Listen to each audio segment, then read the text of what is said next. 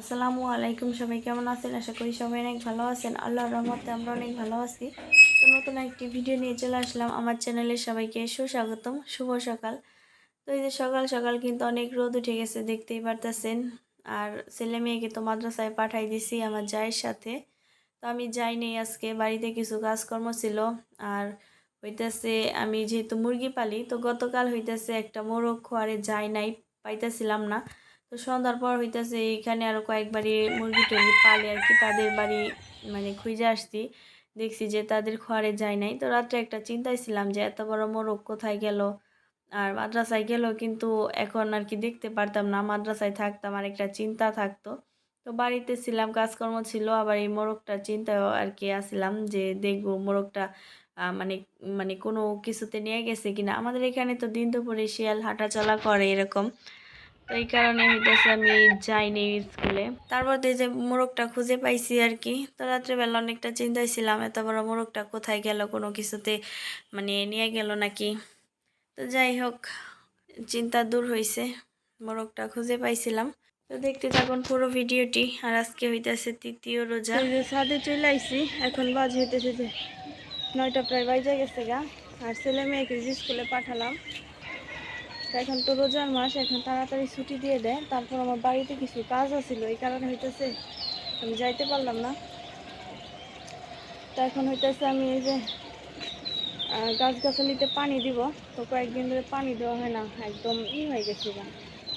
বৃষ্টিও নাই, বৃষ্টি হইতেছে এবছরে প্রথম। এই যে কিছুদিন আগে একদিন আসছিল, তো এখন বৃষ্টি নাই, এই কারণে হইতেছে যে পানি দিব গাছে। গাছ একদম শুকাই গেছে গাছের গোড়া। তো পানি দিয়ে তারপরে আরও কিছু কাজকর্ম আছে, আদা রসুন আছে, ওগুলো বাটবো। বাটার পর হইতেছে তারপরে আবার টিফিন দিব 10টা 20-এ। তো ওই টিফিনের সময় যাব। তো এখন হইতেছে আমি গাছগাছালিতে পানি দিই। সব গাছে নতুন পাতা ছাড়তেছে, গাছের পাতা পড়ছে। যে ছাদটাও ঝাড়ু দিলাম, ছাদ একদম তলায় আছিল। তো এগুলা পাতাগুলো শুকাইলে তারপর হইতেছে আমি নিব, গাছে পানি দিই। এটা ড্রাগন ফল গাছ, পানি দেওয়া হয় না অনেক দিন ধরে। তো এখানে অ্যালোভেরা গাছ আছে, আনারস গাছ, তারপরে এই যে কামরাঙা গাছের চারা ফলাইছিলাম, চারা হয়েছে, লেবু গাছের চারা। এখানে ওই যে আনারস গাছ আছে।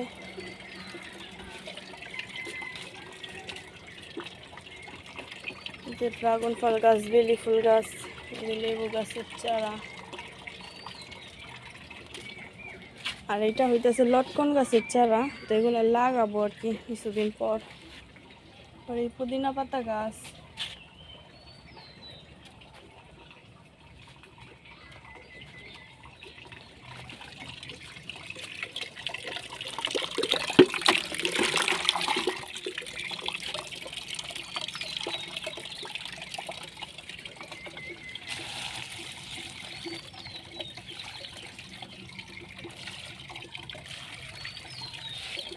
তো আমি সব গাছে পানি দিই তাড়াতাড়ি করে, তারপরে আদা রসুন বাটবো। আবার ছেলে মেয়ের ওদিকে যাবো টিফিনের সময়।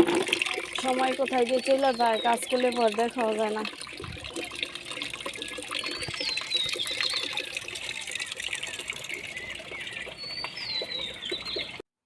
সন্ধ্যার পর ইফতারি শেষ করে যেখানে বড়ইয়ের আচার বানাইতেছিলাম। তো বিকালবেলায় আর কি রান্না বান্না শেষ করে তারপর হইতেছে বড়ইগুলা জাল দিছিলাম এখানে। এই বড়ইটা হইতেছে আমি বার্মিস আচারের মতো বানাইছিলাম। এখানে এই যে মিঠাই দিয়ে, চিনি দিয়ে আর কি, অল্প একটু মিঠাই দেওয়া হয়েছে। তারপর হইতেছে মানে এগুলো দিয়ে আমি জাল করছিলাম, আর পানি দিইনি, সিল্কা দিয়েছিলাম আর কি, যেন কয়েকটা দিন থাকে। আর এখানে হইতেছে আমি বিট লবণ গুঁড়া করে নিছি, মরিচের গুঁড়া, আর পাঁচফোড়ন, তারপর হইতেছে ধনিয়া, জিরা, এগুলা গুঁড়া করে নিছি। তারপরে মৌরি ছিল, আর হইতেছে চিনি। চিনি দিয়ে সব কিছু মিশিয়ে তারপর হইতেছে বড়ইগুলা এগুলার মধ্যে আর কি মিশাইতেছিলাম। তো দেখাই যাইতেছে এগুলা কিন্তু বার্মিস আচারের মতোই হয়েছে, আর খেতেও কিন্তু অনেক মজা হয়েছিল।